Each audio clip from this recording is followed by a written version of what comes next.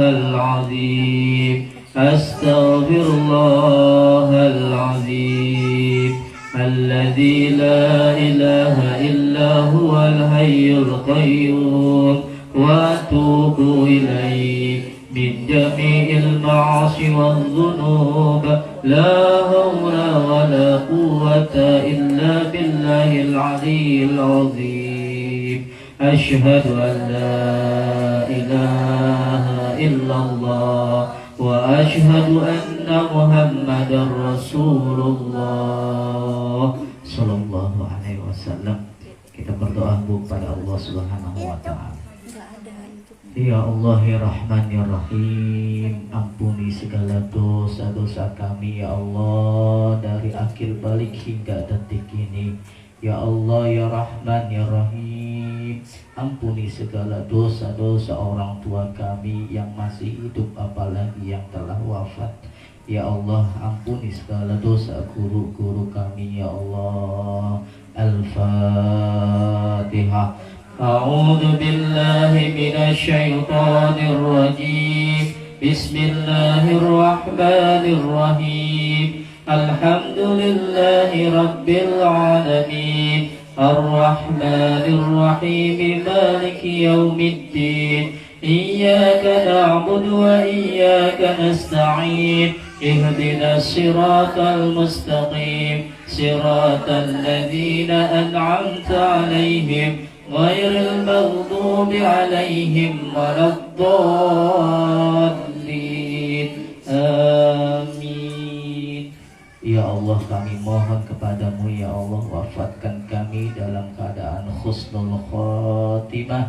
Ya Allah, detik-detik kematian kami mohon kepadamu ya Allah, hati kami, lisan kami, pendengaran kami, penglihatan kami Engkau bimbing ya Allah, menyebut kalimat-Mu la ilaha illallah, la ilaha illallah, la ilaha illallah Muhammad Rasulullah sallallahu alaihi wasallam.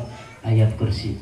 Bismillahirrahmanirrahim. Allahu la ilaha illa huwal hayyul qayyum la ta'khudhuhu sinatun wa la nawm lahu ma fis samawati wa ma fil ardh man dzalladzi yashfa'u 'indahu illa bi'idhnihi ya'lamu ma baina aydihim wa ma khalfahum ولا يحيطون بشيء من علمه إلا بما شاء وسع كرسيه السماوات والأرض ولا يؤوده حفظهما وهو العلي العظيم. Ya Allah ya Rahman ya Rahim, kuatkan iman Islam tauhid kami sampai akhir hayat kami ya Allah. Ya Allah, jauhkan kami dari sifat iri hati, dengki, takabur, sombong, ujub, merasa diri paling benar, bangga diri ya Allah. Ganti ya Allah dengan akhlak yang terpuji ya Allah. Ya Allah ya Rahman ya Rahim, jadikan anak-anak kami anak-anak yang soleh dan soleha ya Allah, yang berbakti kepadamu dan Rasulmu ya Allah. Ya Allah ya Rahman ya Rahim, anak-anak TPQ Miftahul Ulum ya Allah, jadikan anak-anak yang cinta kepadamu ya Allah, yang mengamalkan sunnah baginda Rasulullah sallallahu alaihi wasallam.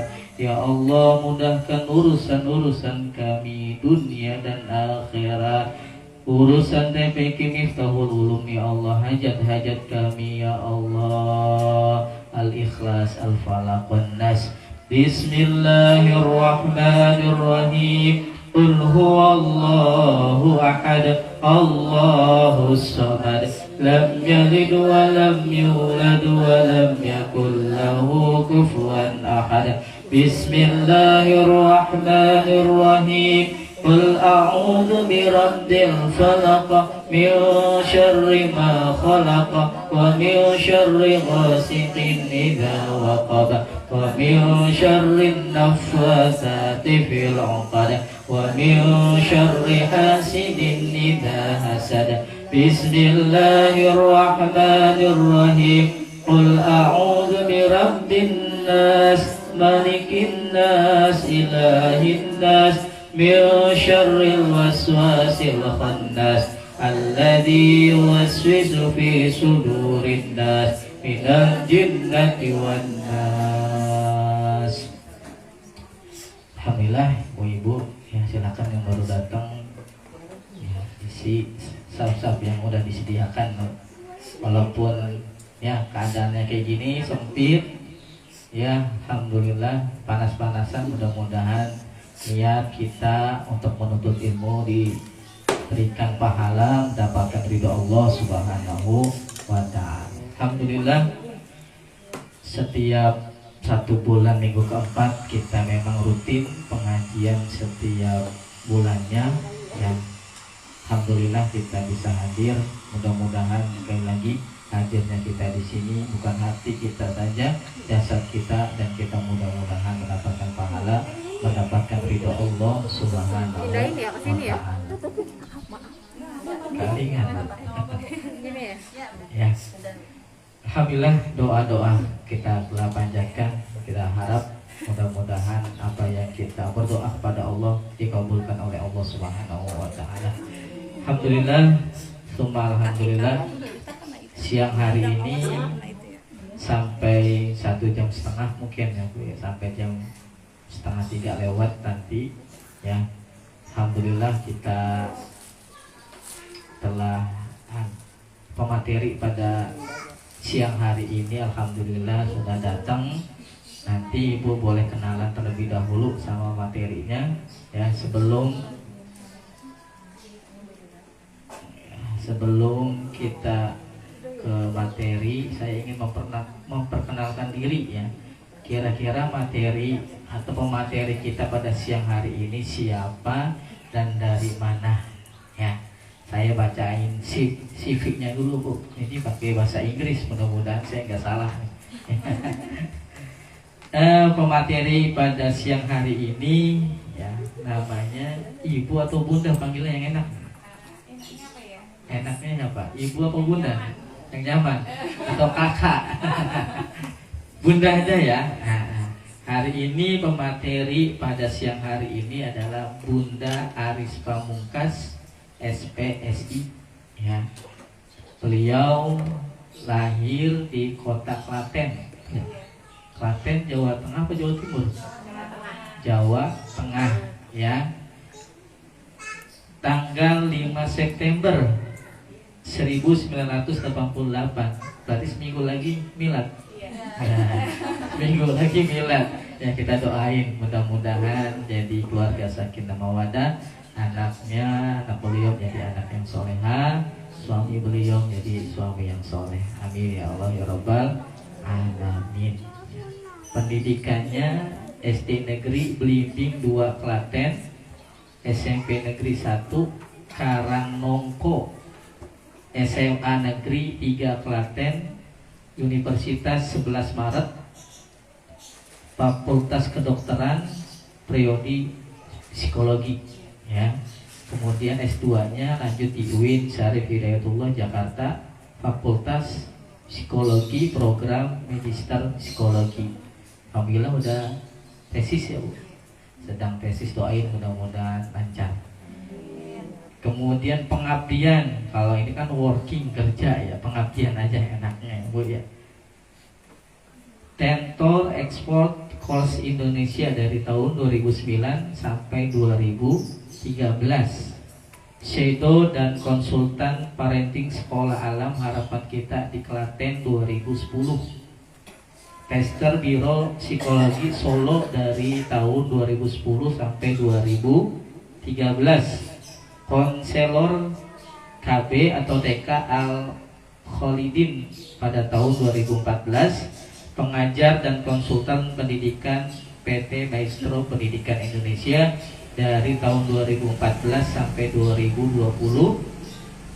Penulis lepas majalah Psikologi Plus 2010 sampai sekarang. dan CEO founder Baiti Jannati ya, dari tahun 2018 sampai sekarang. Owner Alkansa CEO 2019 sampai sekarang. Guru BK SMP Muhammadiyah 1 Jakarta dari 2019 sampai 2022. Konselor Rumah Keluarga Indonesia Kota Depok Wilayah Cinere 2020 sampai sekarang. Alhamdulillah. Terima kasih Bu Ero yang datangnya. Jadi pengabdian beliau luar biasa banyak ya. Ini memang yang pakarnya di psikologi. Nanti kalau ibu-ibu mau nanya tentang psikolog anak silakan sama beliau ya. Dari anak usia dari masih dijanin sampai nanti silakan tanya. Ini adalah pakar psikolog anak ya. Mudah-mudahan nanti ilmu yang beliau sampaikan ilmunya bermanfaat untuk kita semuanya ya. Saya kenal sama Bu Aris di SMP Muhammadiyah 1 Jakarta daerah Srengseng Sawah ya. Saya masuk duluan, Bu Aris belakangan, keluarnya bareng-bareng. Tahun ini saya keluar, Bu Aris malah ngikut. Udah lulus. Ya alhamdulillah. Kemarin saya minta sama beliau, Bu, bisa nggak ngisi ini kegiatan taklim ibu-ibu Baitul Khadijah yang dilaksanakan 1 bulan di minggu keempat. Alhamdulillah dalam sela-sela waktu yang beliau yang sibuk ini bisa silaturahim ke tempat kita. Mudah-mudahan langkah kaki beliau ke tempat ini yang pertama mendapatkan pahala, mendapatkan ridho Allah Subhanahu wa ta'ala. Amin ya Allah ya Rabbal Alamin. Tak panjang kalam, mari saja ya kita pasang niat untuk hari ini ya. Kita berdoa kepada Allah Subhanahu wa ta'ala. Sekali lagi mudah-mudahan nanti ilmu yang kita pelajari jadi ilmu yang bermanfaat dan kita bisa dipraktekkan dalam kehidupan kita sehari-hari. Kepada Bunda Aris Pamungkas kami persilakan.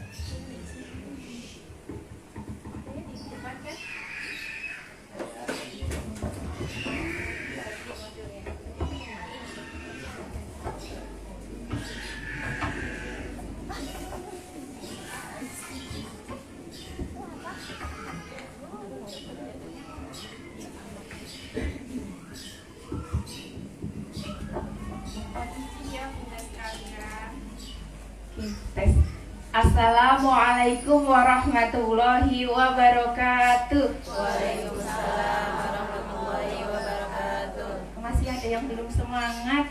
Coba sekali lagi. Ketika melihat anak-anak TK, kenapa anak TK itu ketika belajar itu lebih cepat paham dibanding anak SD, SMP atau SMA? Karena anak TK menghadapi gurunya dengan happy. Jadi ketika disapa sama gurunya, halo adik, halo. Beda sama SMP, halo, halo. SMA, halo, halo. Gitu. Nah kalau anak TK, halo, halo.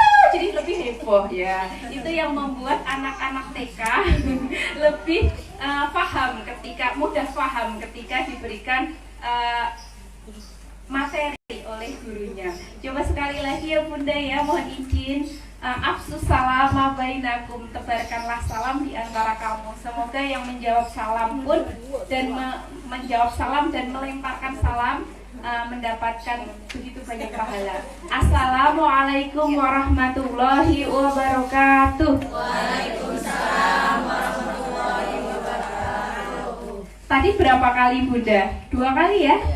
Allah itu esa, ya kan ya Ustadz? Allah itu satu dan menyukai yang ganjil. Berarti 2 kali udah ganjil, apa masih genap Bunda? Nah. Iya, berarti mau 3 kali lagi apa sekali lagi? Sekali lagi, semangat ya. Assalamualaikum warahmatullahi wabarakatuh. Waalaikumsalam warahmatullahi wabarakatuh. Asbahna ala fitratil islami wa kalimatil ikhlasi wa ala dini nabiyina Muhammadin sallallahu alaihi wasallam wa ala milati abina Ibrahim hanifah ma kana minal musyrikin. Segala puji bagi Allah yang memberikan kita nikmat yang luar biasa, memberikan kita karunia yang begitu luar biasa di tengah pandemi yang masih mengancam kita semua. Begitu banyak orang-orang yang menginginkan sehat tapi Allah uji dengan sakit. Begitu banyak orang-orang yang menghendaki memiliki buah hati setelah sekian tahun pernikahan, tetapi Allah belum percayakan, belum karuniakan karena memang Allah belum install menjadi seorang ibu. Shalawat dan salam semoga senantiasa tercurah limpahkan kepada uswah hasanah kita Rasulullah Muhammad SAW, yang Rasulullah itu sangat-sangat mencintai dan memuliakan anak-anak. Bahkan ketika cucunya Hasan Hussein duduk di punggung beliau ketika sholat, beliau tidak tiba-tiba berdiri gitu, tetapi memberikan kesempatan cucunya Hasan dan Hussein untuk menikmati duduk-duduk di punggung beliau. Betapa beliau itu memuliakan anak-anak gitu. Semoga kita termasuk umat Rasulullah yang mencintai, memuliakan dan memberikan warna terindah untuk buah hati kita. Amin amin ya robbal alamin. Terima kasih yang pertama untuk Pak Dayat beserta, saya manggilnya bukan Ustadz biasanya kalau di sekolah, karena kenalnya di sekolah Pak Dayat gitu. Tapi kalau WA saya manggilnya Ustadz, ternyata di sini memang udah Ustadz ya. Oke. Terima kasih untuk Pak Dayat beserta keluarga yang telah memberikan kesempatan buat saya untuk silaturahim di majelis yang mulia, yang katanya di dalam hadis ketika ada sebuah majelis yang di dalamnya menyebut nama Allah, yang di dalamnya mengingat Allah, maka dari awal majelis itu ada sampai dengan majelis itu berakhir akan ada bentangan sayap malaikat dari atas kepala kita sampai dengan langit. Jadi itu adalah bentangan sayap malaikat yang turun mendoakan dan mengaminkan setiap doa kita gitu. Semoga kita banyak berdoa gitu ya di dalam majelis yang mulia ini gitu. Doa tidak harus ya Allah lunaskan hutangku gitu, enggak, tapi di hati gitu. Ya Allah muliakan aku gitu. Ya Allah sehatkanlah aku, ya Allah berikanlah kami rezeki yang halal, barokah dan melimpah ya Allah gitu. Bonusnya itu gitu. Semoga kita senantiasa bersemangat menghadiri majelis-majelis yang Allah sebut sebagai taman surga dunia ini, seperti itu. Karena kenikmatan hadir di sebuah majelis yang niatnya lurus karena Allah, yang kita mengosongkan, ibaratnya mengosongkan gelas, kita keluarkan hal-hal buruk yang ada di dalam diri kita, prasangka-prasangka buruk, hati yang buruk, yang tidak baik, yang mengganggu proses kita ibadah gitu. Maka kemudian kita akan mendapatkan apa yang kita, wadah yang kita bawa. Kalau bawanya gelas ya sebanyak gelas itu kita akan bawa pulang ilmunya. Kalau bawanya cuma sendok ya sebanyak sendok itu kita akan membawanya. Kalau bawanya plastik besar ya sebesar itu gitu. Semoga kita bisa mengosongkan wadah kita, kemudian mengisi dalam majelis ini. Insya Allah sama-sama belajar ya ayah bunda, ya bunda gitu. Ya. Oke, tadi Pak Dayat sudah memperkenalkan saya. Saya mohon izin, nama saya Aris Pamungkas, cowok sekali gitu ya. Kalau orang-orang yang belum kenal, Aris Pamungkas, sudah Aris Pamungkas, pasti manggilnya Mas, Pak, Bang, seperti itu. Nah itu memang sudah biasa. Justru kalau yang memanggil Bu, Mbak gitu, jarang gitu. Kalau belum melihat fisik saya bahwa saya seorang perempuan seperti itu. Nah itu namanya saya juga ya kan ya? Aris Iya. Pamungkas. Saya kirain cowok. Ini ya, cowok gitu ya. Tahunya Iya. masih single ya? Iya, masih single waktu itu dan ternyata dapat jodoh di sekolahan. Iya. Oke. Nah, seperti itu. Jadi mungkin orang tua saya berharap bahwa Aris Pamungkas itu oh ya udah punya semangat tidak kalah seperti lelaki gitu. Aris itu halus katanya, artinya Pamungkas itu terakhir. Jadi yang berperangai halus dan anak terakhir seperti itu. Semoga menjadi doa gitu.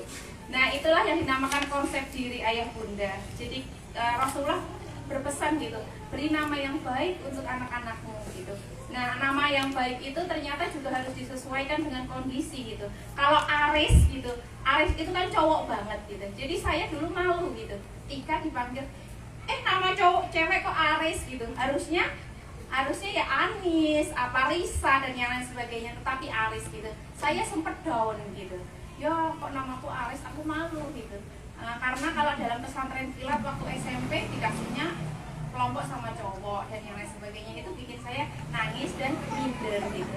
Tetapi ketika saya tahu, guru saya dulu inget gitu, Aris, ketika kamu merasa minder dengan nama kamu justru harus menunjukkan kelebihan kamu gitu. Makanya saya belajar yang rajin, dan ketika itu dengan motivasi dari guru saya, akhirnya saya dapat juara 1 dari SD sampai dengan SMA. Seperti itu ceritanya, seperti itu Bunda. Jadi semoga hal yang menjadikan anak kita minder itu bukan kita ejek gitu.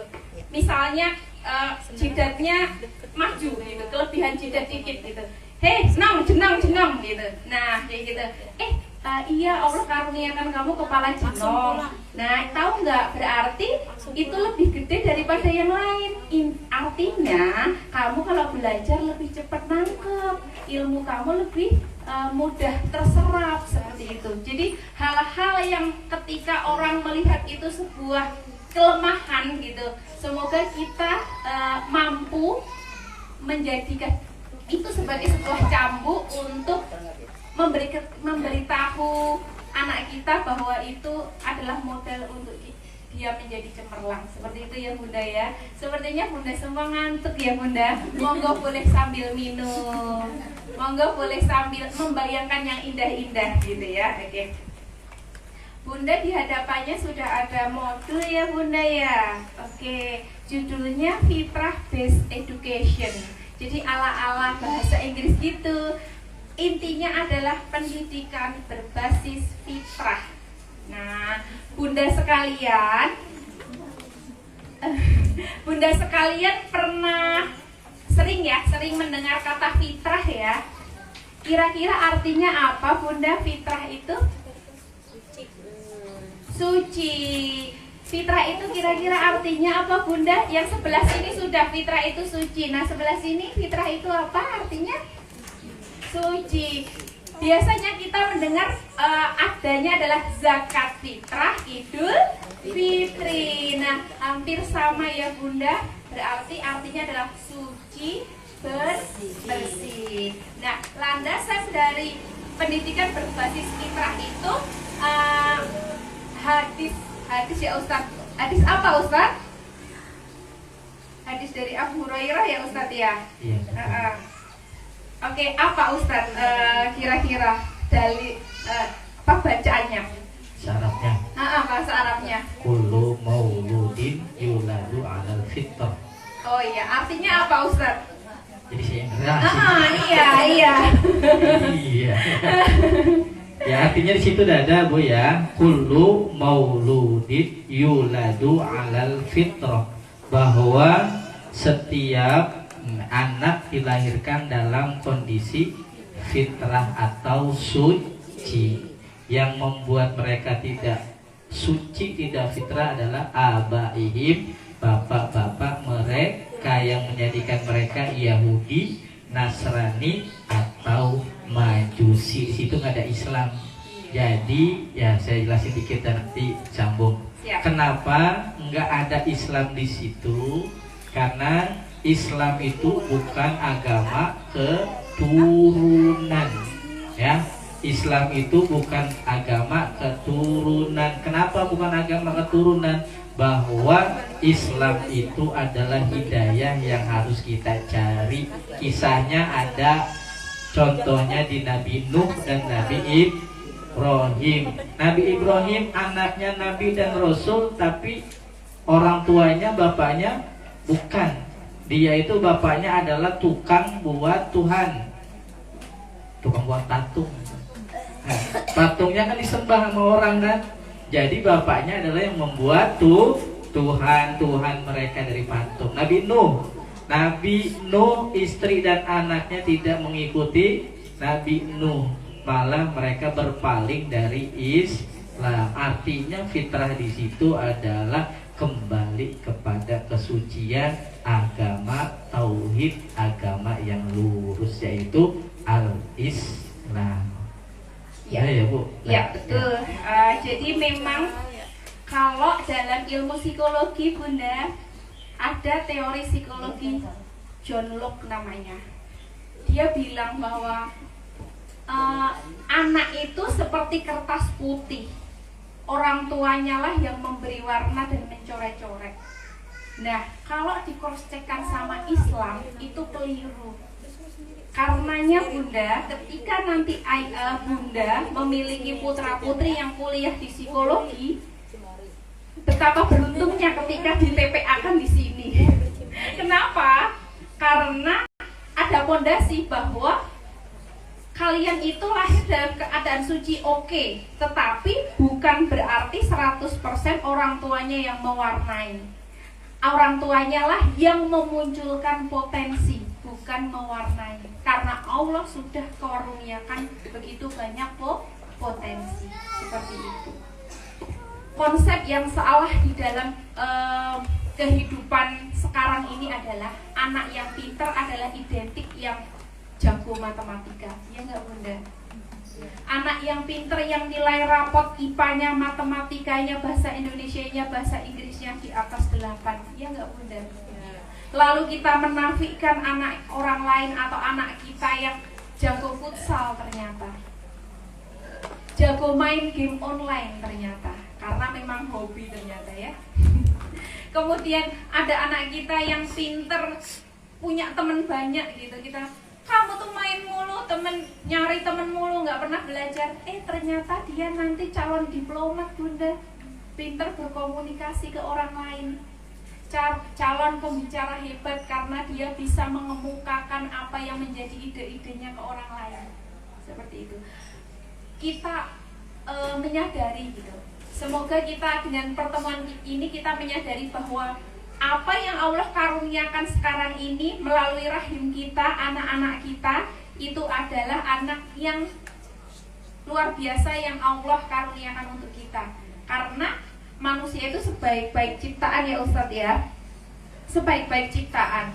Dan tidak ada anak yang nakal, tidak ada anak yang bodoh. Yang ada bukan anak nakal, tetapi anak yang punya masalah tetapi belum bisa dibantu solusinya oleh orang tuanya. Contohnya, anak saya 1,5 tahun tadi ya, semalam 2 malam ini nangis terus, padahal kalau malam nggak pernah nangis, dari kecil tidurnya sudah teratur seperti itu.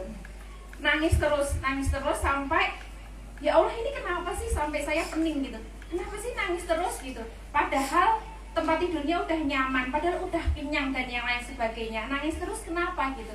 Ternyata demam, kemudian giginya muncul di bagian geraham ada 4 gitu. Oh, dari situ saya tahu. Ketika saya nyebutnya, alhamdulillah tidak pernah terlontar dari mulut saya dan suami saya bahwa sebutan kata nakal di dalam rumah saya tidak pernah terlontar gitu. Kenapa? Karena anak itu tidak boleh dilabelin, tidak boleh dicap gitu. Jadi ketika ada anak kita bilang, anak sendiri maupun anak orang lain gitu, kamu nakal ya. Nah, kalaupun dia tidak nakal, nanti akan terngiang-ngiang dalam pikirannya bahwa saya nakal. Jadi saya harus melakukan hal-hal yang disebut sebagai anak nakal. Seperti itu Bunda. Jadi betapa efek kata-kata itu luar biasa kepada anak kita, seperti itu. Jadi ternyata giginya tumbuh, kemudian di sini gatal gitu, kena apa, ulet atau apa gitu. Nah, ketika saya tidak tahu, tidak paham ilmu psikologi, maka saya akan sebut nakal banget sih malam-malam nangis mulu gitu, nggak tahu Pak. Ayah ibunya capek aktivitas seharian, banyak agenda dan yang lain sebagainya gitu. Nah, oh ternyata dia gatel, oh perlu dioles-olesin minyak, oh ternyata dia demam, butuh ngenyot gitu, oh minum gitu dan yang lain sebagainya. Oh ternyata tersolusikan, jadi tidak ada anak nakal seperti itu. Yang ada anak punya masalah, butuh dibantu tetapi sulit untuk mengemukakan masalahnya itu apa, seperti itu. Semoga ayah bunda yang ada di sini, bunda sekalian, kalau dulu pernah nyebut kata nakal atau terpatri bahwa anakku nakal gitu, pelan-pelan kita hilangkan, dan apa yang sudah kita katakan kemarin, kita banjiri lagi anak-anak kita dengan kata-kata positif gitu.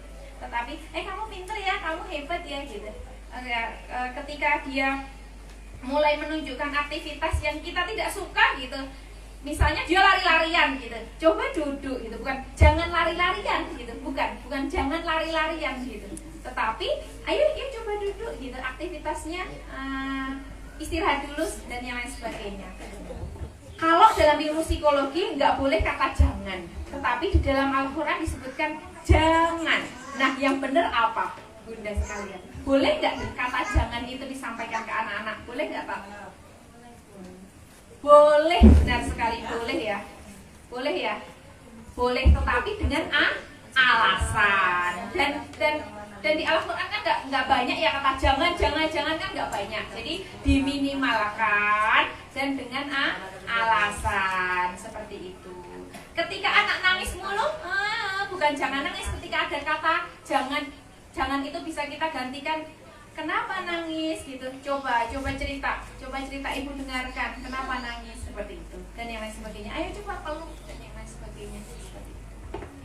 Punya kayak gini kali ya, Bu Hadis ya. Jangan bayangkan bahwa gajah itu besar. Malah bayangkan. Bayangin nggak Bu? Bayangkan. Nah, coba nih ya. Jangan bayangkan bahwa gajah itu besar. Dibayangin nggak? Bayangin. Nah itu contohnya. Iya. Jangan bayangkan gajah itu besar. Iya. Jangan bayangkan di dompet kamu nggak ada duit gitu. Malah kebayang gitu ya. Tapi gini. Ya. Nah seperti itu. Jadi ya benar ya, apa yang kita katakan jangan justru itu yang menempel. Makanya teknik marketing sekarang, jangan tengok ke kanan, ada mie enak gitu. Nah orang-orang justru nengok ke kanan. Nah itu teknik marketing seperti itu. Nah bunda sekalian, oleh karenanya kata jangan itu boleh, tetapi harus dengan alasan. Ketika anaknya makan permen banyak, gimana contohnya?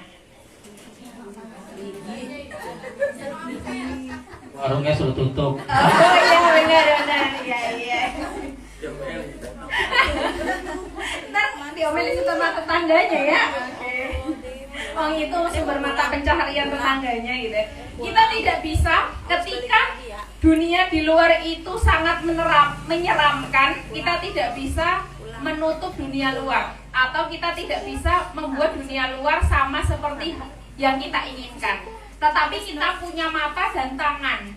Kita cukup dengan menutup mata kita dengan tangan. Ketika kita tidak bisa mengubah dunia luar, maka kondisikan diri kita untuk tidak terwarnai oleh dunia luar. Seperti itu, bunda sekalian.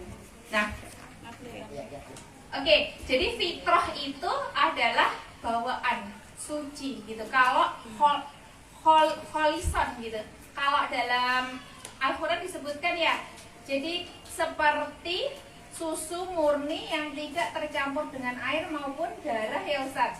Jadi sesuatu yang bersih. Nah seperti halnya putra-putri kita, seperti itu. Bahwa tidak ada anak nakal, tidak ada anak bodoh. Tadi kalau tidak ada anak nakal karena anak belum tersolusikan masalahnya. Tidak ada anak bodoh karena kita belum tahu potensinya, sehingga kita belum mampu mengarahkan, seperti itu. Banyak sekali yang konsultasi ke saya gitu. Saya banyak pegang anak-anak, baik itu dari usia prasekolah sampai dengan SMA yang menuju jenjang perguruan tinggi. Orang tuanya belum tahu apa yang menjadi potensinya. Orang tuanya sering menghendaki sesuai dengan apa yang orang tua mau. Biasanya, tapi saya yakin ibu-ibu yang ada di sini tidak demikian. Biasanya anak adalah pelampiasan cita-cita orang tua yang tidak tersampaikan. Contohnya, atau anak adalah pelampiasan dari hasrat orang tua yang tidak tersampaikan. Kamu jadi dokter aja ya. Dulu waktu kecil saya pengen jadi dokter tapi tidak tercapai. Kamu jadi dokter aja ya. Jadi dokter itu punya banyak duit. Nah, padahal potensi anak misalnya masak. Banyak kan ya bunda sekalian sekarang itu anak-anak yang masak tetapi sukses seperti itu. Bahwa kesuksesan itu adalah ketika kita bisa mengenali potensi anak kita, kemudian mengarahkan, kemudian memfasilitasi seperti itu. Jadi bukan memaksakan. Katak tidak bisa terbang, tapi bisanya meloncat. Ikan tidak bisa berjalan, bisanya berenang. Kemudian burung tidak bisa berjalan, tidak bisa berenang, bisanya terbang. Begitulah anak-anak kita, semua punya potensi seperti itu. Oke, terkait dengan kata-kata negatif yang sekiranya pernah Bunda lontarkan ke anak kita, gitu ya. Karena memang ya Bunda, kita gampang sekali, apalagi misalnya seorang guru, ketika ngajarin anak orang itu, iya ya, ini. Tapi kalau sama anak kita, apaan sih kamu tuh dari tadi bikin ibu repot aja ya di hati misalnya, atau kita terlontar seperti itu karena sangat mudah ya, karena anak kita nggak mungkin kita dimarahi sama orang lain ketika kita ngomelin anak kita, ya mungkin padahal itu anak sendiri gitu, tapi seringkali seperti itu. Nah, cara menghapuskannya adalah salah satunya ketika anak dalam kondisi alfa. Anak dalam kondisi otak alfa itu ketika liar-liar mau tidur, kita bisikin kalimat positif, afirmasi positif. Nah, kamu hebat ya, belajarnya rajin, makannya banyak, taat sama orang tua. Nah, itu akan terngiang di alam bawah sadarnya, kemudian menjadi energi penggerak dia. Bu, berapa lama setiap anak punya waktu masing-masing untuk terinstal? Kalau anak saya kayaknya lama deh. Iya, soalnya ibunya dari sekarang anak umur 10 tahun ngomongnya yang negatif mulu gitu ya. Ya Bunda ya. Jadi ketika anak dalam kondisi otak alfa, sampaikan hal-hal yang positif. Contohnya apa Bunda? Contohnya apa? Iya, berkata-kata baik. Misalnya anak saya 1,5 tahun, makan besok biar makannya banyak. Hari ini makan besok makan banyak ya, pinter, makannya banyak, pupnya lancar. Nah, dari hal yang sederhana, pupnya lancar, nggak rewel, ceria, seperti itu. Bukan nggak rewel ya, ceria, kemudian happy, nurut, seperti itu, periang dan yang lain sebagainya. Dari hal-hal yang sederhana yang jadi harapan kita banjiri kepada anak-anak kita sebelum tidur. Atau yang kedua, otak dalam kondisi alfa adalah ketika anak happy. Happy-nya kapan Bunda? Main. Pas main boleh, sambil dipesen-pesenin, meskipun dia tidak mendengarkan, tapi dia akan nyantol gitu ya. Jadi anak hebat ini ya, habis main nanti kerjakan PR-nya ya, dan yang lain sebagainya ya, seperti itu. Kemudian waktu makan, tapi intonasinya jangan terlalu tinggi. Kita juga yang relax.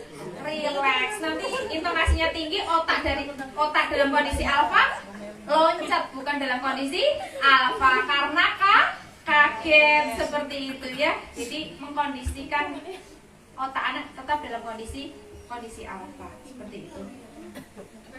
Nah, Bunda sekalian, di situ sudah ada 8 aspek fitrah pada diri manusia yang harus dikembangkan. Yang pertama, fitrah keimanan. Fitrah keimanan. Bunda sekalian, pernah nggak ketika putra-putri kita sudah sekolah, kita sampaikan, besok bangun pagi ya, biar nggak telat sekolahnya. Sering ya Bunda? Coba kita ganti Bunda, ketika fitrah keimanan itu kita munculkan. Dek, tidurnya jangan larut malam ya, kita tidur. Karena biar besok sholat subuhnya tidak telat. Enakan mana Bunda?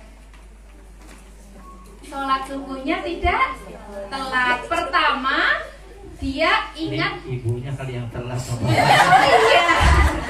Nah makanya biar diingetin gitu sama anaknya gitu ya. Oke, biar diingetin sama anaknya. Ini pengalaman pribadi ya Ustaz. Oke, nah seperti itu. Jadi fitrah keimanan dimunculkan. Atau ketika anak kita repot gitu, ini saya alami gitu. Saya dengan banyak aktivitas, tapi anak saya pegang sendiri, bahkan ikut ke sekolah dan lain sebagainya waktu itu ya Ustaz ya. Tidak didaykerkan untuk saat ini dan tidak ada pengasuh seperti itu. Dengan ikut kuliah, ikut kerja, ikut ngajar, ikut konsultasi, ikut ngapa-ngapain. Saya dan suami sama-sama bekerja seperti itu, dan saya kuliah lagi. Dengan aktivitas seperti itu, saya berharap anak saya tahu gitu bahwa oh ibunya tuh pontang-panting nyari ilmu tuh kayak gini loh gitu, biar nanti dari kecil tertanam bahwa oh berarti nyari ilmu itu butuh usaha, dan saya harus mencintai ilmu seperti itu. Nah, ketika itu ketika dia bangun lebih pagi, saya bilang, ayo dek tidur lagi, masih gelap gitu. Ayo dek tidur lagi, ibu mau beberes nih dan yang lain sebagainya. Nah ternyata saya pun mengalami teori tidak sejalan dengan realita. Anak yang udah bangun pagi saya suruh tidur, padahal fitrahnya anak-anak itu bangun pagi. Nah, dan sekarang anak saya kalau bangun agak siang, itu salah siapa? Salah saya. Padahal fitrah seorang anak itu bangun pagi seperti itu. Kemudian fitrah jasmani atau fitrah secara sebelum fitrah keimanan, saya mau tanya dulu sebelum fitrah jasmani, saya mau tanya sama Ustadz Dayat. Ustadz, kalau mengenalkan anak ke Allah itu yang indah-indah dulu apa ancaman neraka dulu Ustadz? Kalau teks di Al-Qur'annya bilang basyiro wa nadhiro, berikan kabar gembira lalu peringatan. Nah, jadi basyiro wa nadhiro, beri kabar gembira dulu baru peringatan. Jadi basyir dulu baru nadhir. Nah, seperti itu. Jadi disampaikan pesan yang indah-indah dulu ya Ustaz.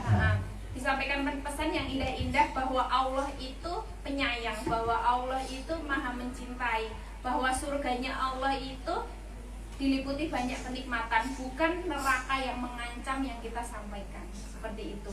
Tapi disampaikan nggak neraka yang mengancam atau Allah murka pada anak-anak yang tidak taat sama orang tuanya? Disampaikan, tetapi disampaikan yang terlebih dahulu adalah cintanya Allah, kasih sayangnya Allah, indahnya surga.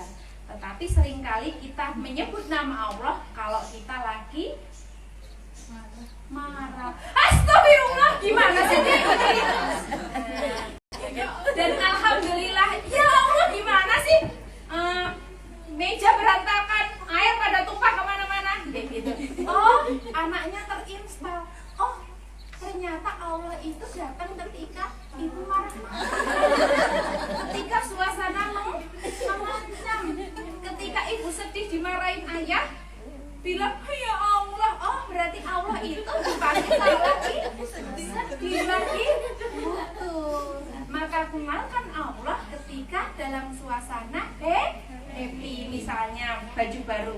Oh, ini hadiah baju baru, hadiah dari ayah sama bunda buat adik. Alhamdulillah, ini rezeki dari Allah. Ayo coba bilang alhamdulillah. Alhamdulillah, berterima kasih ya sama Allah. Caranya ini buat menutup aurat, kemudian kita jaga baju ini, kita bersihkan ketika kotor dan yang lain sebagainya. Begitulah cara Islam mengajarkan bagaimana kita mengenalkan Allah dalam kondisi bahagia. Tetapi perlu kiranya setelah anak-anak tahu bahwa Allah itu maha mencintai, Allah itu maha menyayangi, Allah itu maha memberi kebahagiaan, Allah itu maha memberi segalanya, Allah itu maha mencurahkan kasih sayangnya. Kita juga harus mengajar ke anak kita bahwa Allah itu bisa murka. Kalau apa? Kalau kamu tidak sembahyang 5 waktu, kalau kamu berani sama orang tua, kalau kamu sebagai seorang pelajar tetapi tidak amanah melakukan peranmu sebagai seorang pelajar dengan belajar seperti itu, maka kenalkan Allah dalam kondisi penuh cinta dan kasih, karena memang fitrah keimanan seorang anak itu sudah terinstal oleh Allah, tinggal kita mengupgrade-nya terus-terusan. Gitu ya Bunda sekalian.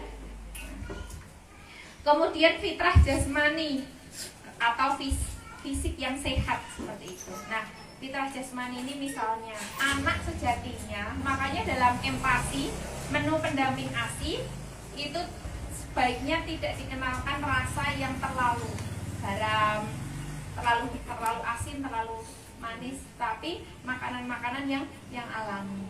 Nah, ketika kita bilang ke anak kita, kamu jajan mulu, Bunda ingat yang mengenalkan jajanan siapa? Yang mengenalkan Indomie siapa tuh? Yang ada di rak makanan yang stok Indomie banyak siapa? Nah, seperti itu Bunda. Jadi fitrahnya anak-anak itu menyukai rasa yang tidak terlalu asin, tidak terlalu asin, manis tidak terlalu manis. Jadi yang mengenalkan pengawet, penyedap, pewarna, pemanis dan yang lain sebagainya itu adalah kita.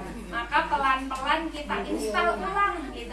Kita sesuaikan dengan fitrahnya bahwa mereka suka yang alami. Kalau tidak mepepet enggak gitu. Atau kalau masak mie instan ditambahin bayam, ditambahin wortel dan yang lain sebagainya, bumbunya dikurangin dan yang lain sebagainya, seperti itu. Nah, kemudian fitrah jasmani contoh lain selain asupan makanan, bahwa anak suka bergerak, tetapi kita yang membatasi. Oh, gerak mulu, ibunya repot, ya udah dikasih handphone, akhirnya dia kayak gitu.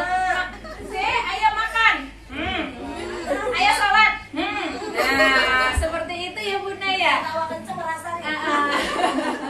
Dan itu siapa yang memang ngomong nggak kelihatan mukanya. Nah, memang fitrah anak itu memang bergerak, tetapi pada akhirnya kita yang mengkungkung geraknya dengan ketidak mau repotan kita, karena kita tidak mau repot. Makanya ketika anak dalam kondisi banyak gerak seperti itu, kita arahkan gitu. Arahkannya gimana? Dek tolong dong ambilin ini, Dek tolong dong ambilin itu, gitu. Seperti itu. Nah, kemudian fitrah belajar dan bernalar. Nah, contoh fitrah belajar bagi anak-anak itu adalah banyak tak? Nah, iya, nanyanya banyak sampai bibir kita sampai keriting jawabnya ya Bunda ya. Tapi Allah tuh sungguh maha baik. Perempuan itu harus keluar 20.000 kata per hari. Berapa Bunda? 20.000. Kalau nggak keluar 20.000 kata per hari, yang ada stres, ngomel. Kalau contoh perempuan keluar 20.000 kata per hari, misal Pak Dayat saya tanya, Ustaz dari mana? Ustaz dari mana Tat? Dari pasar. Udah. Tapi istrinya Pak Dayat, Ustazah dari mana? Dari pasar, ternyata harga telur mahal banget. Ya Allah, jadi makanya jangan beli telur di sana. Nah, kayaknya maunya belinya tempe lah. 1.000 kata udah keluar. Dan memang fitrahnya demi. Nah, ternyata usut punya usut itu untuk memfasilitasi anak-anak kita yang banyak. Makanya ketika Bunda itu sering sakit kepala karena tidak banyak kata yang harusnya keluar. Iya. Kalau lewat status bisa Oh ya nggak bisa, tapi statusnya diomongkan bisa. Statusnya diomongkan. Misalnya nyindir suami gitu kan? Jangan nyindir Oh suami, enggak ya? suami orang di Oh sini. iya. Harga telur mahal tapi jatahnya nggak nambah gitu ya? Oh enggak, insya Allah mudah-mudahan di sini solehah semua. Amin. Seperti itu. Allah pasti cukupkan apapun gitu, karena memang ketika anaknya 5 ya Allah udah install bahwa kita dikasih kemampuan finansial 5 anak, dikasih kemampuan waktu 5 anak, dikasih kemampuan tenaga 5 anak, dikasih kasih sayang 5 tangki cinta untuk anak-anak kita. Kalau anaknya 1 ya Allah baru install 1 seperti itu. Jadi jangan pernah merasa terbebani dengan karunia Allah yang berupa anak seperti itu. Jadi kalau ada anak-anak nanya, dijawab Bunda yang baik-baik seperti itu. Kemudian fitrah seksualitas dan cinta. Nah ini kasus LGBT Bunda, kasus LGBT. Seorang anak perempuan pada usia 4 tahun pasti sangat lekat sama ayahnya. Seorang anak laki-laki pada usia 3-4 tahun pasti lekat sama ibunya. Dalam ilmu psikologi memang demikian. Ketika dia tidak demikian, jadi ketika dia pengen, saya punya anak perempuan tuh misalnya, nanti ketika usia 3-4 tahun, ayahnya harus selalu ada untuk dia. Bukan selalu ada dalam hal ada secara fisik ya, nanti kerjanya kapan gitu ya. Tapi ada untuk merengkuh cinta kasih sayang, untuk mendengarkan, untuk memberikan teladan, untuk diajak main dan yang lain sebagainya. Kemudian kalau anaknya cowok, maka nanti dia akan ada kecenderungan dekat sama ibunya di usia 3-4 tahun, atau cemburu kepada bapaknya ketika bapaknya deketin ibunya. Yang anak cewek akan cemburu kepada ibunya ketika dia deketin ayahnya. Memang fitrahnya seperti itu. Ketika salah satu tidak ada, jadi nanti anak cowok menghendaki deket sama ibunya tapi ibunya tidak ada tapi galak, apaan sih dia deket-deket mulu gitu, atau ih apaan sih risih mama gitu dan yang lain sebagainya, atau ayahnya nggak deket sama anak cewek di usia itu, maka dia akan fitrah kecenderungan terhadap lawan jenis itu akan termatikan suatu saat nanti. Bukan termatikan 100% ya Bunda, tetapi kecenderungan untuk ketertarikan ke lawan jenis itu akan, dia tidak percaya sama lawan jenis seperti itu. Jadi begitulah Islam memberikan arahan bahwa kecenderungan seksualitas atau gairah cinta itu harus dimunculkan seperti itu. Atau bunda-bunda yang anak-anaknya, putra-putrinya usia kelas 4, 5 SD atau 6 atau SMP, ketika dia tertarik sama lawan jenis, ya dibingkai saja, bukan masih kecil, jangan cinta-cintaan gitu. Enggak gitu, tapi lagi jatuh cinta ya sama siapa?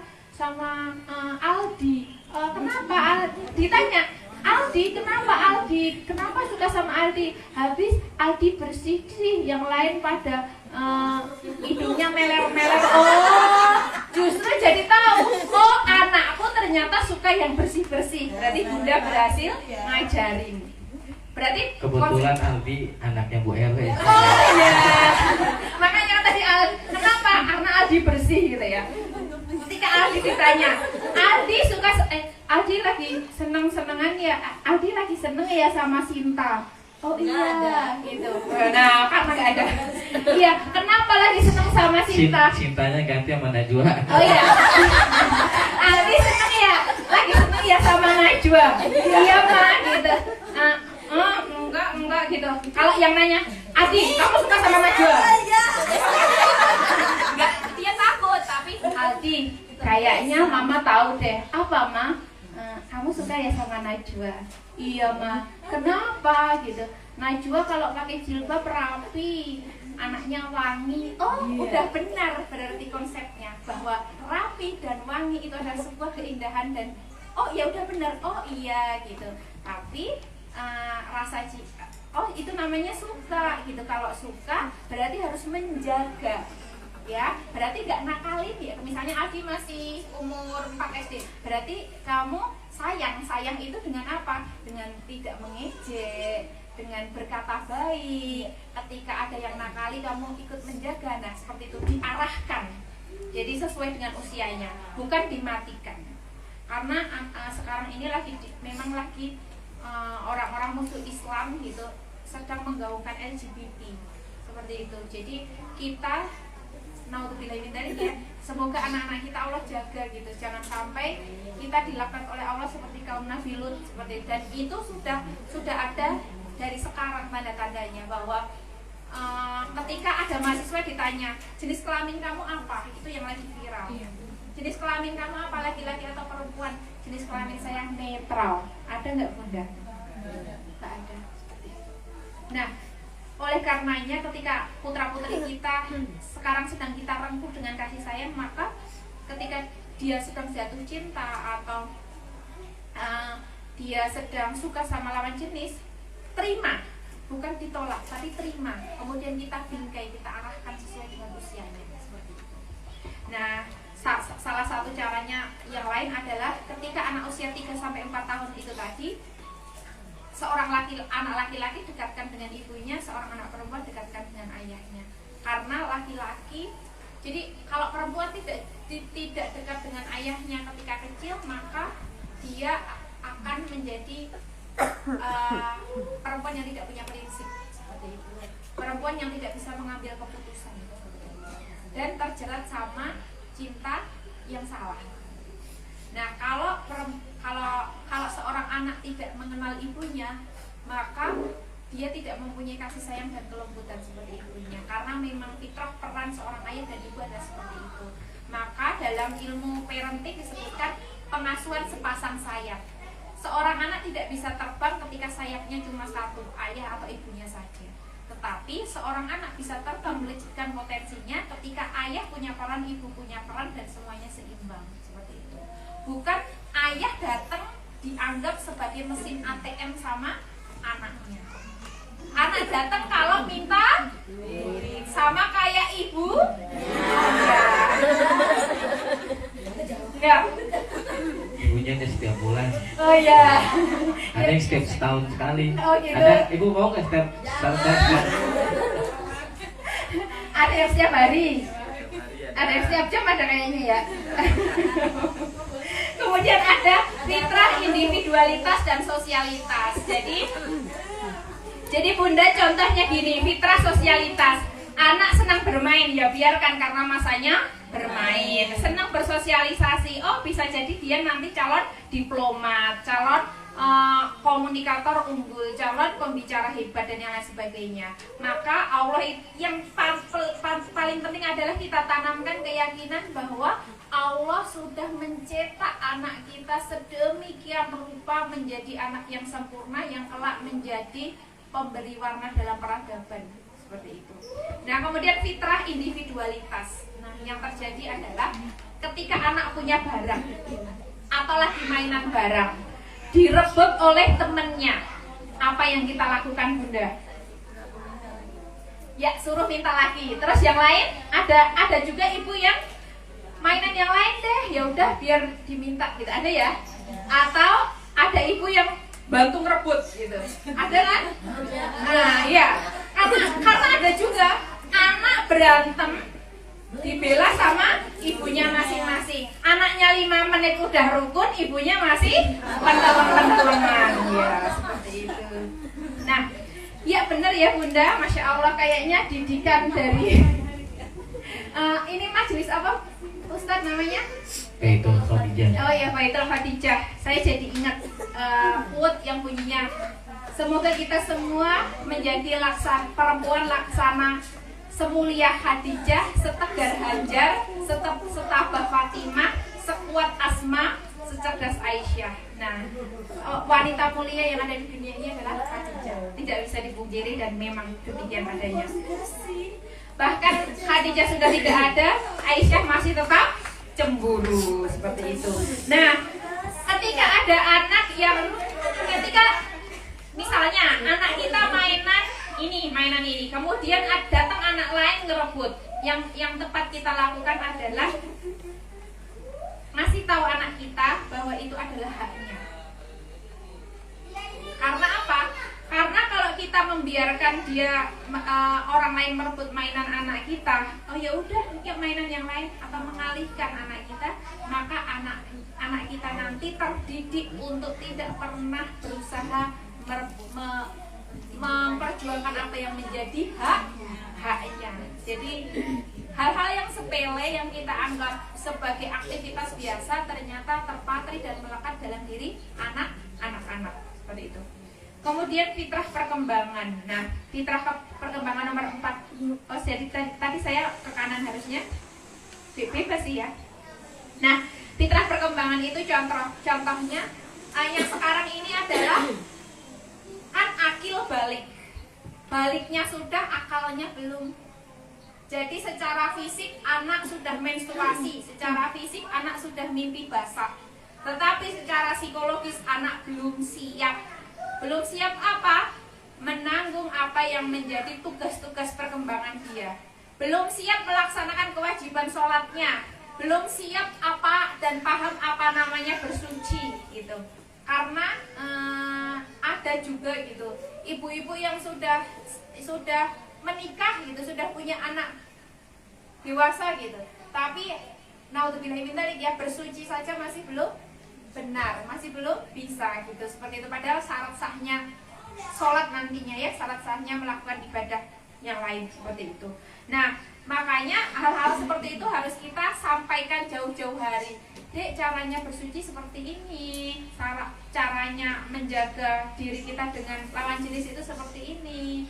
Kalau sudah menstruasi, kalau sudah mimpi basah, itu tuh berlaku dosa. Jadi kalau kamu tidak sholat berarti dosa, karena sholat itu adalah kewajiban kamu dan yang lain sebagainya.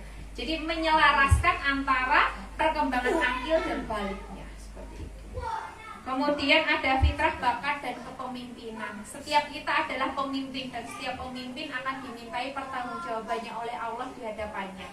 Jadi bukan berarti memimpin itu memimpin orang banyak, tetapi memimpin dirinya sendiri seperti itu. Kemudian fitrah estetika dan bahasa. Fitrah bahasa itu kalau saya belajar ya, para bunda sekalian, kita itu memberikan pelajaran bahasa waktu kecil ke anak kita pada waktu usia toddler, waktu usia di bawah 5 tahun itu sangat terbatas. Tetapi siapa sangka dia paham semua benda-benda yang ada di sekitar kita, paham bagaimana dia menyampaikan apa yang dia rasakan. Bahasa itu adalah anugerah. Sungguh yang mengajarkan bahasa itu Allah sendiri secara langsung. Makanya ketika anak menyampaikan sesuatu atau kita mengeluarkan kata-kata yang bagus. Kenapa? Karena yang mengajarkan bahasa secara langsung kepada anak-anak kita itu Allah gitu. Seperti itu. Nah, kemudian fitrah estetika, anak tuh menyukai kebersihan, menyukai yang indah-indah gitu. Misalnya anak dipakein pampers. Nah, fitrahnya ketika dia waktu nggak pakai pampers, waktu pakai apa ya, kalau bukan pampers, popok, kalau basah itu nangis, kalau pup atau itu, kalau pup atau pipis itu nangis. Nah, tapi ketika kita pakaikan pampers atau gini deh, ketika dia pakai popok, dia nangis kita diemin. Dia nangis kita diemin, maka dia tidak akan peka terhadap rasa itu lama-kelamaan. Nah, itu memang fitrahnya seperti itu. Jadi, anak suka kebersihan, anak suka keindahan dan yang lain sebagainya, itu adalah fitrahnya. Saya masih ada waktu berapa? Oh, 10 menit lagi. Nah, sekarang kita ke permasalahan yang terjadi pada keluarga zaman now. Nah, jadi permasalahan yang kompleks pada masing-masing dapur kita itu tuh disebabkan yang pertama kurang merenung. Kita tidak memberikan jeda dan waktu kita bahwa kita adalah sebagai orang tua. Kalau kita bekerja pada sebuah institusi, kita tanda tangan kontrak yang ngasih pimpinan kita. Tetapi kalau kita dikasih amanah Allah anak, maka mandat langsung itu datang dari Allah, meskipun tidak ada kontraknya, meskipun tidak ada suratnya. Kita harus meyakini itu bahwa oh, ini adalah misi terbesar saya adalah menjadi seorang ibu. Jadi tugas saya sebagai seorang psikolog misalnya, tugas saya sebagai seorang pengajar misalnya, tugas saya sebagai yang lain-lain itu adalah sampingan. Tugas utama saya pribadi sebagai seorang aris adalah ibu bagi anak saya dan istri bagi suami saya. Yang lain adalah tugas sampingan, seperti itu. Nah, ketika kita menyadari tugas itu, bapak pun menyadari bahwa oh, saya harus berperan bukan hanya mencari duit, tetapi juga mendidik, mengenalkan Allah dan yang lain sebagainya, seperti itu. Jadi kita harus merenungi itu semua, seperti itu. Yang kedua, fitrah yang tidak tumbuh, fitrah yang ditekan, seperti itu. Jadi sekali lagi tidak ada anak nakal, tidak ada anak bodoh. Yang ada adalah kita belum mengenali apa permasalahan anak kita belum bisa memberikan solusi dan kita belum bisa memberikan bantuan. Ingat, ibu yang lebay, ayah yang abai melahirkan anak yang alay. Jadi ibu yang lebay berlebihan, yang kayak seperti itu, kemudian ayah yang abai, nggak peduli, yang penting aku udah nyariin duit. Nah, nanti akan melahirkan anak-anak yang alay, seperti itu, anak layangan. Nah, kemudian sudah disebutkan bahwa anak laki-laki membutuhkan peran ayah 75% dan peran ibu 25%. Jadi 3/4 yang memberikan warna pada anak laki-laki itu ayah, karena sosok teladannya memang harus ayah. Ibu juga harus memberikan kontribusi 25%. Anak perempuan membutuhkan peran ibu 75%, peran ayah 25%. Dari situ kita tahu bahwa apa, Bunda? Bahwa tidak ada pengasuhan single, tetapi dua-duanya. Tapi kalau Bunda nanya, lah Rasulullah kan sejak dilahirkan yatim, itu gimana gitu. Nah, ayah bukan dalam arti harafiah ayah, istri dari ibu kita bukan, tetapi ayah adalah seorang sosok. Jadi ketika dia yatim, maka sosok ayah itu bisa digantikan oleh pamannya, oleh kakeknya dan yang lain sebagainya. Yang penting sosok itu ada. Karena sekarang banyak ayah yang masih hidup tetapi anaknya yatim karena ayahnya tidak berfungsi dengan baik, tidak mampu berdialog, tidak mau meneladani dan yang lain sebagainya. Oke, langsung loncat. Oke, itu nanti bisa dibaca oleh Bunda sekalian bagaimana menumbuhkan fitrah usia 0 sampai 6. Apa? Usia 7 sampai 10 sudah disebutkan. Nah, yang terakhir, pendidik sejati adalah Allah. Allah yang menyediakan semua itu. Jadi panduan kita mendidik adalah kitabnya. Kitabnya berarti Al-Quran. Al-Quran bukan hanya sekedar dibaca, tapi juga dikaji. Jadi ketika kita ada waktu buat scroll medsos, Facebook, IG, semoga kita juga ada waktu buat scroll kitabnya Allah. Karena itu yang menjadi panduan kita dalam mendidik anak-anak kita, panduan kita dalam menjalankan peran kita sebagai seorang istri, seorang ibu, seorang bagian dari masyarakat dan yang lain sebagainya. Jadi intinya adalah kita adalah orang tua versi terbaik untuk anak-anak kita. Jadi anak saya namanya Aruna, tidak cocok kiranya ketika berayahkan Pak Dayat. Ya, ayah yang cocok buat Aruna adalah suami saya. Begitu juga Faiha tidak cocok kalau punya ibu seorang yang namanya Aris atau ayah yang namanya Adin, tidak cocok. Tapi ya Pak Dayat sama budaya seperti itu. Jadi kita versi terbaik buat anak-anak kita ya Bunda. Kita semua hebat, kita semua keren seperti itu. Allah akan memampukan orang-orang yang terpanggil. Jadi semoga kita yang terpanggil untuk memperbaiki pengasuhan kita kepada anak-anak kita, karena kelak ketika kita sudah meninggal, anak-anak kita lah yang ikut menerangi cahaya di kubur kita dengan doa-doanya, dengan amal jariahnya, bukan harta-harta kita, bukan ketenaran kita bukan kekayaan yang kita tumpuk, tetapi anak-anak kita yang solih-solih. Seperti itu. Yang kekayaan kita yang kekal adalah itu. Seperti itu. Maka sambutlah panggilan itu. Siap ya Bunda? Siap. Are you ready? Iya. Yang semangat ya Bunda. Are you ready? Yes, I'm ready. Are you ready? Yes, I'm ready. Alhamdulillahirabbil alamin. Itu saja Bunda sharing dari saya. Ada yang tanya jawab Ustaz?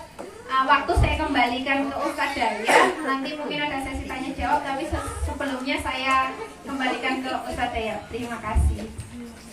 Ya, terima kasih Bu Anis Pamungkas yang telah memberikan materi pada kesempatan siang hari ini. Bu, jadi intinya pendidikan fitrah adalah pendidikan sejak dini. Sejak kapan? Sejak garis merah dua-duanya terpenuhi. Ya Bu, Ibu ngetes, wah ternyata positif. Dari situlah pendidikan awal sampai dia wafat. Ya, jadi ketika udah tahu posisinya hamil, pendidikan di situ yang harus kita didik. Bukan pendidikan itu setelah mereka melahirkan, ya, setelah ibu melahirkan tuh anak keluar, bukan. Tapi dari awal kita tahu kita hamil, nah di situ pendidikan yang sangat penting, sangat penting. Bukan hanya ketika mereka sudah besar baru kita didik, salah. Dari awal ketika ibu tahu bahwa ibu hamil, itu pendidikan yang paling dasar, paling awal. Nah nanti itu ketika pendidikan itu sudah, ya minimal ketika ibu tahu ibu hamil, minimal ibu baca sholawat, ibu baca Quran. Kalau lagi malas baca Quran, dengerin murotalnya sampai mereka lahir. Kalau nggak salah itu ada rangsangan ya, ya. Nah, ada rangsangan ketika anak kita ya dalam rahim itu diperdengarkan ayat-ayat suci Al-Quran, dia itu ada rangsangan. Ya, ketika dia lahir, ketika dia masuk usia balik, dewasa, ya remaja, dewasa sampai usia sudah tua, nah itu akan terus ada di dalam hatinya. Maka dari itu ya pendidikan awal adalah pendidikan pertama ketika hamil. Ya Ibu, saya kasih tanya jawab ya. Boleh sesuai dengan tadi materi atau di luar itu ya. Insya Allah bakalan jawab Ibu. Iya. Insya Allah, kalau nggak nanti saya nanya balik kalau tidak jawab. Ya. Ibu, kira-kira ada yang ingin ditanyakan? Kita insya Allah sampai jam 3 kurang ya selesai, karena asarnya jam 3 lewat ya, mau setengah 4 ya. Ya Ibu, kira-kira ada yang mau ditanyakan seputar tentang materi yang tadi, atau seputar pengasuhan anak Ibu di rumah? Misalnya kemarin online itu susah banget ya, udah dicubit gak ngerti-ngerti juga ya, itu caranya gimana ya? Atau ya anak kita nih di sekolahannya pribadinya seperti ini, di rumah seperti ini, nah itu seperti apa? Nah makanya ditanyakan nama yang ahlinya. Silahkan Ibu, kalau ada yang mau ditanyakan, saya persilakan.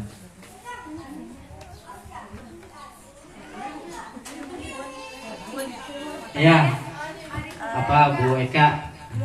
Misalkan gini ke anak ya, kayak di sekolah atau di lingkungan teman lainnya, itu lebih baik kalau anak dinakalin ngebales atau biarin aja ke temennya kalau dinakalin. Oh iya. Langsung dijawab dulu aja ya. Ya. Mohon izin menjawab ya Bunda. Bunda siapa namanya? Bunda Eka. Putranya umur berapa? 6 tahun. 6 tahun setengah, berarti SD kelas 1 atau TK? SD kelas 1. Oh iya. Kalau anak dinakali, apa yang harus dilakukan sebagai orang tua? Yang pertama, bukan membiarkan dalam artian ya udah dinakalin terima aja gitu. Berarti dia nanti akan terkonsep bahwa oh ya udah ketika hakku dilanggar oleh orang lain, maka boleh gitu. Atau ketika ada orang yang menjahati aku, berarti ke depan juga boleh aku terima aja gitu. Bukan seperti itu gitu. Terus yang kedua, bukan juga ayo dilawan gitu. Iya sih gitu. Tapi bukan dilawan, lebih tepatnya adalah ditanyakan, dia curhat Bunda. Iya, cuma jadi kalau digalakin kayak dia ngebales, jadi sama-sama dihukum sama gurunya gitu. Oh gitu, oke Bunda. Nah, keduanya sama-sama dihukum. Iya. Oke. Karena dianya ngebales. Iya, oke. Anak usia 6,5 tahun masih bisa membalas. Sejatinya itu adalah sebuah kesyukuran ya Bunda. Karena biasanya nangis, itu bisa balas gitu. Nah, caranya adalah semoga bisa dijadikan solusi. Caranya adalah menanamkan konsep seperti ini. Ada hal yang harus kita petik juga, kita kasih tahu ke orang lain. Misalnya, Ma, aku tadi diejek dan dipukul sama si X gitu. Nah, terus apa yang kamu lakukan gitu? Mama nanya gitu. Ya udah aku balas aja gitu. Oh gitu. Nah, Dek, coba duduk. Kalau diejek sama dipukul sakit nggak? Sakit mah. Berarti misalnya anaknya namanya Khairi, nggak boleh tidak mengejek sama tidak memukul orang lain karena efeknya adalah sakit. Seperti itu. Pertama itu. Yang kedua, kamu silahkan mempertahankan dirimu. Nah, silahkan mempertahankan dirimu. Nah, boleh membalas nggak? Boleh. Tetapi membalasnya sesuai dengan apa yang dia lakukan. Jangan berlebihan. Kalau dia nonjok, ya nggak apa-apa ditonjok. Nah, kenapa? Karena untuk mempertahankan haknya. Nah, tapi sesudah itu Bunda sebagai penengah menyampaikan ke wali kelasnya tentang kronologinya. Sesungguhnya tanpa harus memihak anak kita atau memihak anak orang lain, sesuai dengan kondisi seperti itu. Kemudian setelah itu menyapa ibu yang nakalin anak kita. Maaf Ma, tadi si ini ngadu nggak? Karena anak saya ngadu, seperti itu. Kondisinya minta tolong dong Ma, cari tahu versi si itu seperti apa. Karena bisa jadi anak kita yang nyebelin duluan, atau memang anak dia yang nyebelin duluan. Seperti itu Bunda. Jadi kita harus berusaha untuk menjadi penengah bagi anak-anak kita, dan anak-anak kita tahu bahwa kesalahan anak kita tidak selalu harus dibela, bukan. Tetapi anak kita tahu, oh berarti mama tuh orangnya adil. Ketika aku salah ya mama menegur, ketika aku benar mama membela. Seperti itu Bunda. Insya Allah itu. Ya takutnya orang tuanya berantem ya. Iya itu dia. Kalau nggak ada tabayun biasanya orang tuanya yang ribut, yang berantem, ya minta maafnya 1 tahun sekali. Ya, takutnya lebaran doang gitu, takutnya nggak. Ada lagi yang ingin ditanyakan, Ibu? Baru satu. Oh ya, ada satu dulu ya Bu. Dari sini dia udah ngangkat tangan duluan. Ya Bu, silakan. Mau nanya gimana caranya mengelola emosi kita menghadapi perasaan Siap Bunda. Itu yang juga saya alami ya Bunda. Dia tukang ini, tukang jahitin baju orang. Oh Masya Allah. Ya, jadi ya lagi repot. Terus anaknya banyak maunya. Suaminya juga kerja juga. Oh iya. Jadi curhat ke sini dia. Iya. Curhatnya di Mama Dedeh deh ya. Bukan. Iya Bunda. Bagaimana menghadapi mengelola emosi ketika anak kita banyak maunya gitu ya. Nah, banyak maunya ya Bunda, banyak maunya, pakai banget lagi ya, banyak maunya sekali banget, pokoknya banyak deh gitu. Nah, yang pertama saya mau cerita dulu ya Bunda, mohon izin bercerita. Saya punya teman saya beban kerjanya tinggi. Dia kerja di sebuah perusahaan asing yang tuntutan bosnya itu luar biasa. Berangkat pagi jam 6, pulang jam 4:30, belum kena macet dan yang lain sebagainya. Kemudian saya pernah ngobrol, saya tanya, kalau pulang kerja jam berapa gitu? Jam 4 dari kantor, kadang 4:30, tergantung gitu. Kalau banyak kerjaan ya paling 4:30, aku usahakan udah pulang. Oh gitu ya, iya. Sampai rumah jam berapa?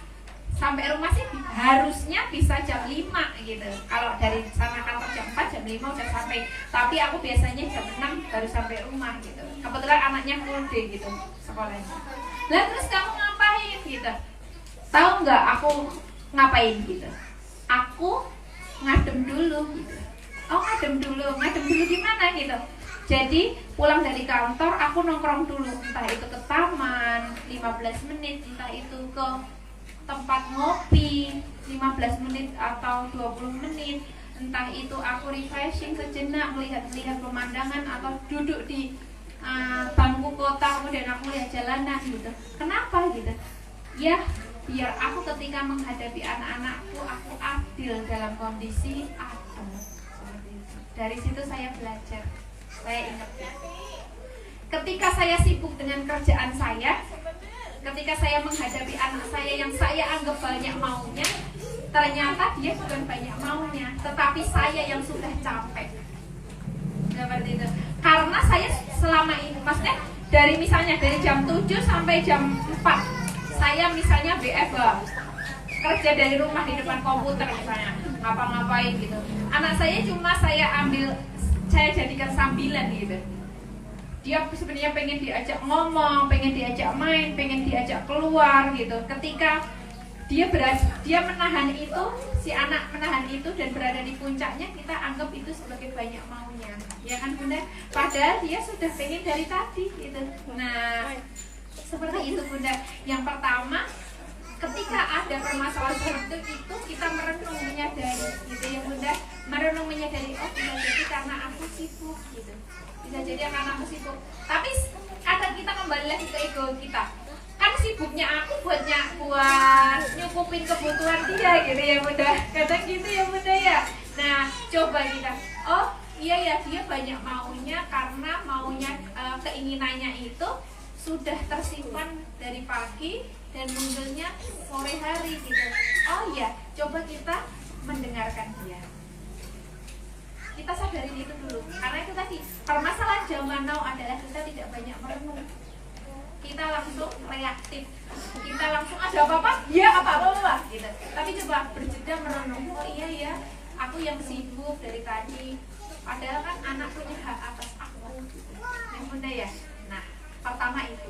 Kedua, kalau kita memang lagi benar-benar buntu, benar-benar capek, kalau saya lari ke kamar sebelah, ngapain gitu?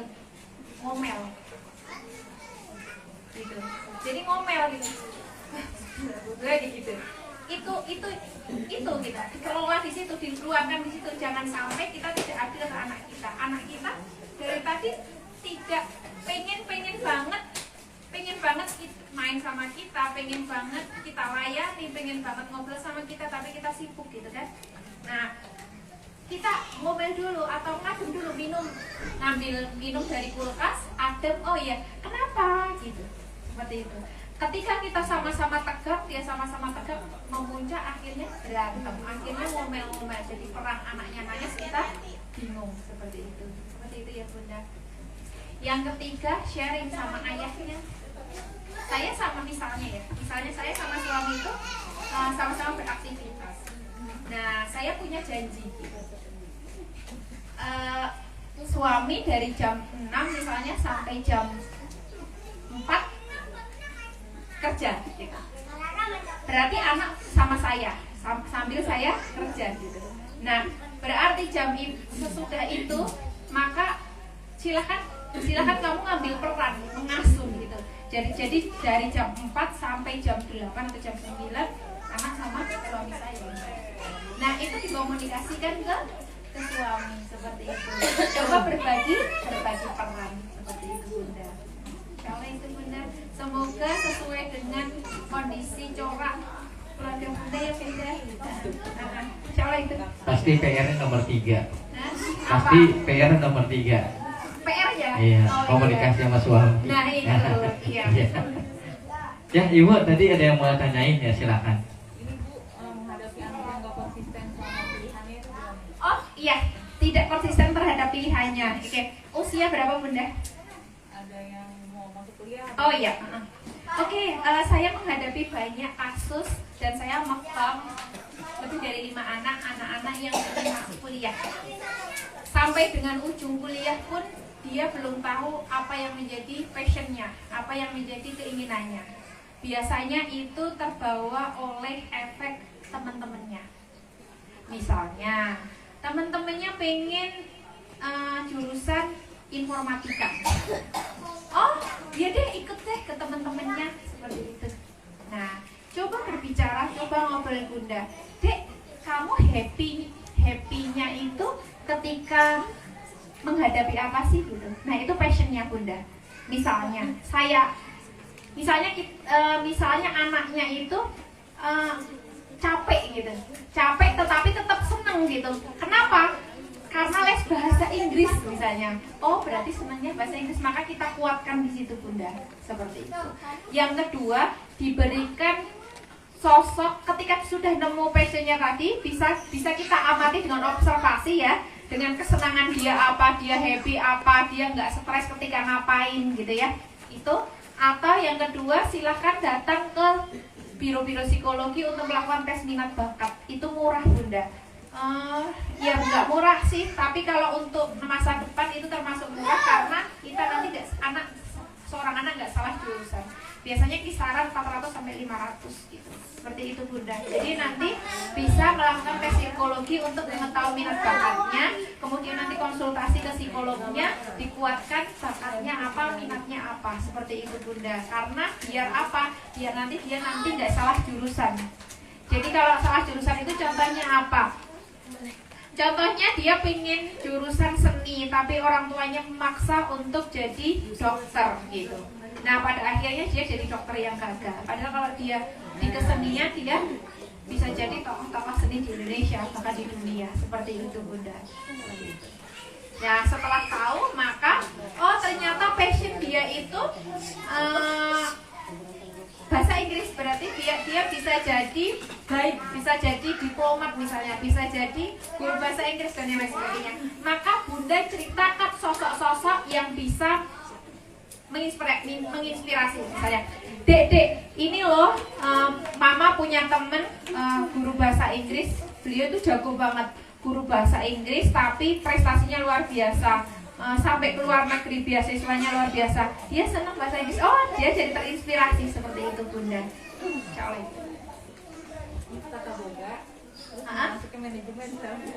Oh, jurusannya tata boga tapi udah terlanjur kuliah di manajemen. Mau awalnya. Cuma lagi masih di dan. Oh, passionnya tata boga Bunda. Terus? Rencananya maunya masuk ke manajemen, Oh. saya bilang kurang. Harusnya pariwisata atau apa gitu. Oh iya, tapi masih relate Bunda. Masih banget itu. Ketika dia belajar manajemen, suatu saat ketika passionnya tata boga itu masih tetap ada dan Bunda jaga bersama suami gitu, passion anaknya, dengan apa? Dengan memberikan kesempatan buat masak di rumah, dengan memberikan kesempatan buat ikut workshop, dengan memberikan kesempatan ikut perlombaan atau les memasak dan yang lain sebagainya. Maka ketika dia punya perusahaan atau nanti restoran, maka dia tahu manajemen pengelolaannya itu nggak bakal tertipu oleh orang lain. Jadi masih ada hubungannya seperti itu. Karena kita itu hidup di dunia sekarang harus jadi spesialis berwawasan global. Meskipun saya seorang psikologi, saya harus tahu ilmu pendidikan, saya harus tahu ilmu kedokteran dikit-dikit, saya harus tahu ilmu bagaimana merawat gitu, perawat. Saya harus tahu ilmu yang lain-lain gitu. Jadi Seperti itu Bunda. Jadi masih ada hubungannya antara manajemen dan Bapak Ibu. Semoga Bunda terus menguatkan ini. Oh gitu, oh iya. Kalau ibu rumah tangga aja gimana itu? Nah, yang adanya di dapur, Oke, siap. yang adanya di kasur, yang adanya di Sumur. sumur, ya. Nah itu dia. Nah itu gimana tuh? Oke, siap. Saya sebenarnya tidak setuju ketika Ustadz Dayat bilang ibu rumah tangga aja. Karena ibu rumah tangga itu nggak ada habisnya pekerjaannya. Saya merasakan waktu itu saya cuti gitu. Nah, saya pernah berpikir, enak kerja di luar. Batas selesai kerja itu ada. Misal dari jam 7 sampai jam 4. Tetapi pekerjaan di rumah itu kalau dituruti 24 jam tanpa tidur. Iya Bunda ya, itu pekerjaan yang mulia dan luar biasa. Bisa nggak menjadi ibu rumah tangga yang cemerlang? Bisa. Tergantung keinginan kita Bunda dan lingkungan kita, bagaimana kita bergaul dengan orang-orang di sekitar kita. Ini banyak ibu rumah tangga yang cemerlang sebagai profesi ibu rumah tangganya. Kenapa? Dia pure sebagai ibu rumah tangga, ternyata putra putrinya itu luar biasa. Itu prestasi nggak bukan Bunda? Prestasi. Anaknya berprestasi, tahu passionnya, akhlaknya luar biasa dan yang lain sebagainya. Kemudian rumahnya rapi, tertata dengan baik, suaminya terawat. Nah itu prestasi seorang ibu rumah tangga. Tapi ada juga seorang ibu rumah tangga yang punya prestasi sambil jualan online misalnya. Nah kita ibu rumah tangga jangan hanya terkekang oleh cap ibu rumah tangga itu di rumah. Enggak, sekarang itu ibu rumah tangga itu kesempatan berkarirnya banyak Bunda. Apa? Contohnya, oh ternyata bisa menjadi maklar gitu. Maklar apa? Cuma pasang status, teman saya ya misalnya pasang status. Jadi misalnya Pak Dayat punya dagangan tuh, misalnya punya meja, usaha meja. Nah, foto aja misalnya. Nah, mejanya bagus gitu, Mina Japri punya temen. Nah, harga 30.000 misalnya. Nah, dijual, oh ternyata ada yang CM jadi 40.000. Nah, banyak kesempatan ibu rumah tangga Bunda. Dan sekarang ada akademi ibu rumah tangga. Akademi ibu rumah tangga itu apa? Kumpulan ibu rumah tangga hebat yang bersatu melejitkan potensinya. Ada yang ibu rumah tangga apa?